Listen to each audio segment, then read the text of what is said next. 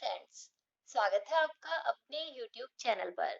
आज की video NEET के सभी स्टूडेंट्स के लिए इम्पोर्टेंट रहने वाली है। गाइस, आप लोगों के लिए एक बड़ी बुरी न्यूज़ है। क्या ये भी पॉसिबल हो सकता है?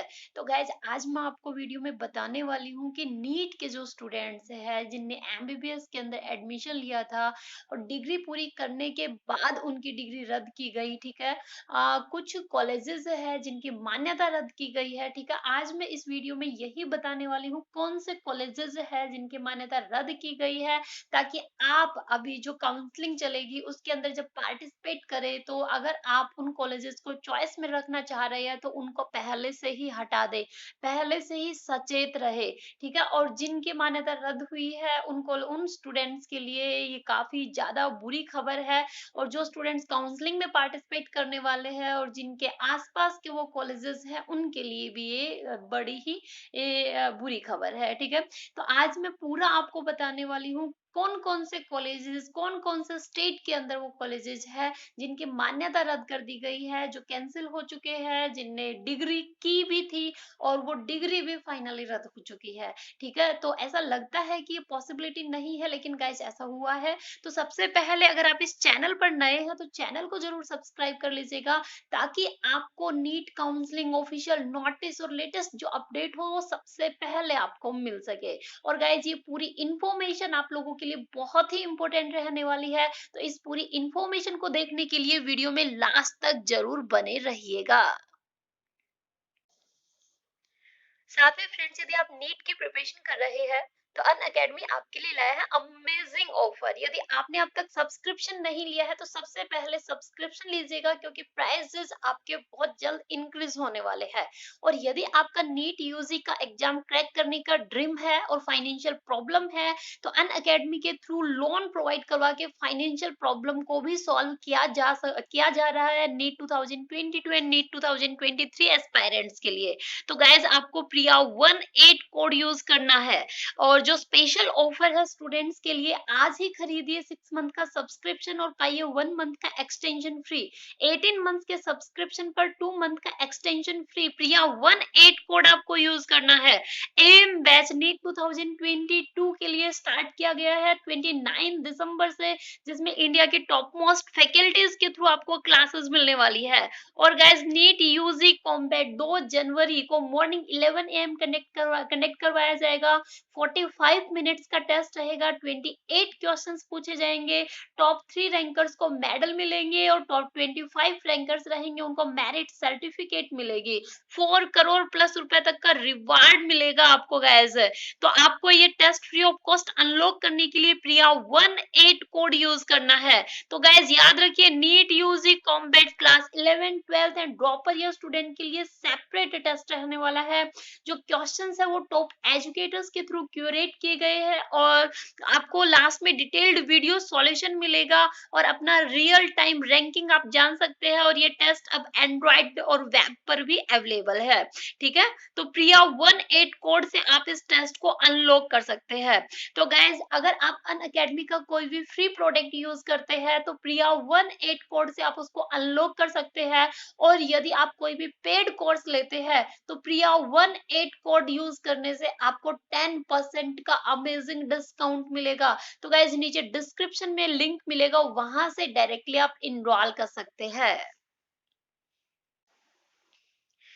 तो देखिए गाइस, आज मैं इस वीडियो में बताने वाली हूँ नीट के स्टूडेंट्स के लिए जो बुरी खबर है वो क्या है और क्या ये पॉसिबिलिटी हो सकती है। जैसे आपने न्यूज के अंदर भी देखा होगा, क्या ऐसा पॉसिबल हो सकता है कि जो स्टूडेंट जिनने पहले डिग्री जो कर चुके हैं और अब उन कॉलेजेस की अगर मान्यता रद्द होती है तो उन स्टूडेंट्स की डिग्री भी रद्द की जाएगी, ठीक है, उनको मान्य नहीं किया जाएगा। तो गाइज, बिल्कुल पॉसिबिलिटी है, ठीक है। अभी आप देख सकते हैं कुछ स्टेट्स में ऐसा है, जैसे मैं हरियाणा स्टेट का ही एग्जांपल ले लूं।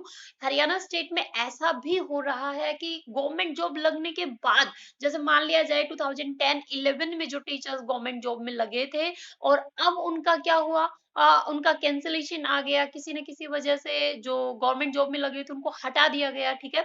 तो गाइस जो भी इनवैलिड तरीका बोला गया है उनका जो प्रोसेस या उनका उनके सिलेक्शन के अंदर, तो ऐसे ही जो स्टूडेंट्स हैं एमबीबीएस के, जिनने तो जो फाइनल कर चुके हैं, ठीक है, उनका कैंडिडेचर गाइस अभी रद्द किया गया है।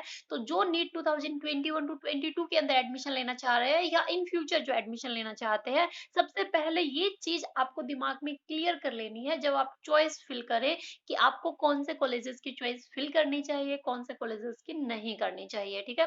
क्योंकि कुछ स्टूडेंट ऐसे होते हैं जो बोलते हैं कि हमारे इतने कम मार्क्स है, चाहे हमें कोई भी कॉलेज मिल जाए। तो गाइज कोई भी कॉलेज मिल जाए वो चीज ठीक है, लेकिन जो कॉलेज आपको मिल रहा है उसके बारे में एक बार जरूर पता करना कि वो किसके अंडर आता है, किस यूनिवर्सिटी के अंडर आता है, वो वैलिड है नहीं है, ठीक है। अब देखिए पूरी न्यूज़ देखते हैं एक्चुअल में है क्या न्यूज़।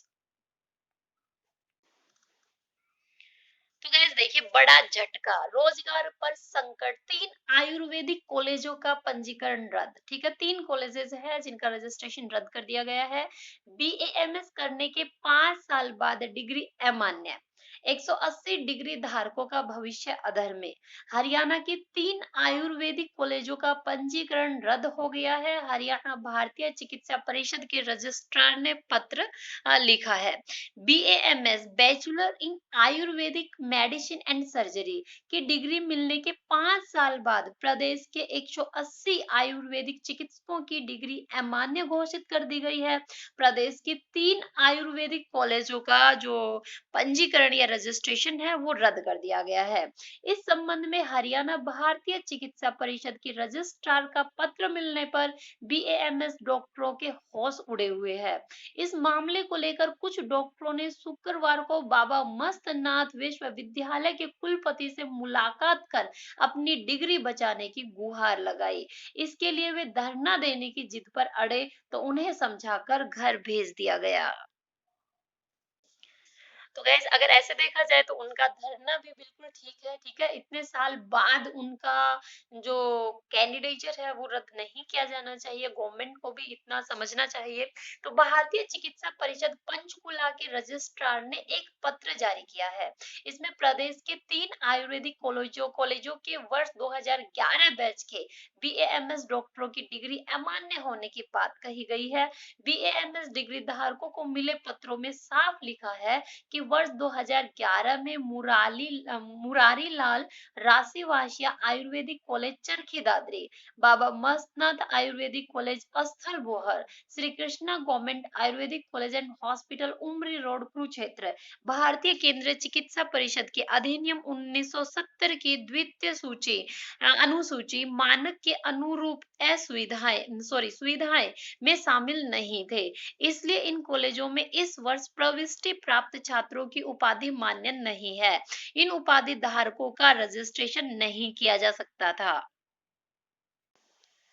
इसके बावजूद भारतीय केंद्रीय चिकित्सक परिषद या कॉलेज की ओर से कोई सूचना प्राप्त नहीं हुई है, इसलिए आपका पंजीकरण रद्द किया जाता है। आप 10 दिन में मूल पंजीकरण प्रमाण पत्र व पहचान पत्र कार्यालय में भिजवाना सुनिश्चित करें। तो गैस इस पर जो बीएमएस डॉक्टर थे उन्हें आयुष मंत्री को लेटर लिखा है, ठीक है। बाबा मस्तनाथ आयुर्वेदिक कॉलेज से बीएमएस करने वाले उम्मीदवारों ने अपनी डिग्री अमान्य होने से बचाने के लिए आयुष मंत्री सर्वानंद सोनोवाल को पत्र लिखा है। इसमें कहा गया है कि हम बाबा मस्तनाथ आयुर्वेदिक कॉलेज के 2011 बैच के छात्र हैं।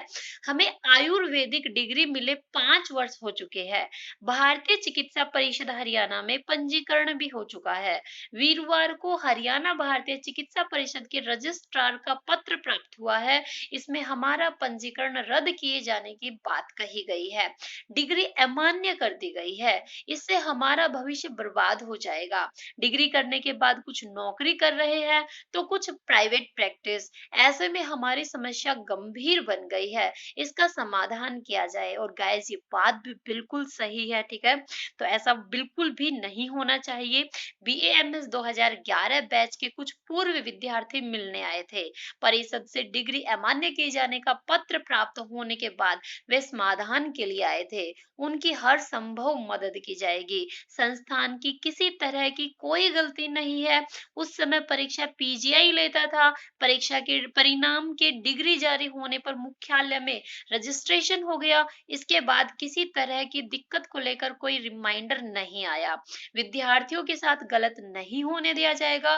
पॉलिसी के तहत विद्यार्थियों के हक में ही समाधान कराया जाएगा। ये डॉक्टर रमेश कुमार जो कि कुलपति है बाबा मस्तनाथ विश्वविद्यालय के, उन्होंने लिखा है। ठीक है गाइस, तो अब देखिए होता क्या है एक्चुअल में, ये नहीं होना चाहिए क्योंकि वो डिग्री बहुत पहले स्टूडेंट्स की हो चुकी है। और ये पॉसिबल ये हो रहा है हरियाणा गवर्नमेंट में, लेकिन गाइस ये होना नहीं चाहिए। तो जैसे ही इनको लेकर कोई लेटेस्ट न्यूज आती है, मैं आपको इस चैनल के माध्यम से बता दूंगी। और जो भी नीट की काउंसलिंग, वैसे जैसे एमसीसी या स्टेट कोटा के थ्रू जो काउंसलिंग कंडक्ट होती है, तो वो गवर्नमेंट की गलती होती है। अगर ऐसे कोई कॉलेजेस है जिनके अंदर उस टाइप की फैसिलिटी नहीं है जो अनुसूची के अंदर आती है, तो उनको वो कॉलेजेस देने ही नहीं चाहिए। ठीक है, वो चॉइसेस के अंदर ही ना दे। स्टेट कोटा या एमसीसी जो ऑल इंडिया कोटा की काउंसलिंग करवाती है, वो उनकी लिस्ट के अंदर ही नहीं होना चाहिए। अगर ऐसा है तो एक्चुअल में गवर्नमेंट की गलती है, स्टूडेंट्स की कोई भी गलती नहीं है। ठीक है, तो अभी ये माना जा रहा है कि ऐसा होगा नहीं, लेकिन ये न्यूज आ चुकी है, हरियाणा गवर्नमेंट में कुछ भी हो सकता है। ठीक है, फिर भी अगर कोई लेटेस्ट न्यूज़ इससे रिलेटेड आती है तो मैं आपको इस चैनल के ऊपर अवेलेबल करवा दूंगी। तो गाइस जल्द ही मिलते हैं नेक्स्ट न्यू अपडेट के साथ। और अगर चैनल पर नए हैं तो सब्सक्राइब जरूर कीजिएगा, ताकि आपको पूरी अप टू डेट इंफॉर्मेशन मिलती रहे। ठीक है गाइस, ओके, थैंक यू।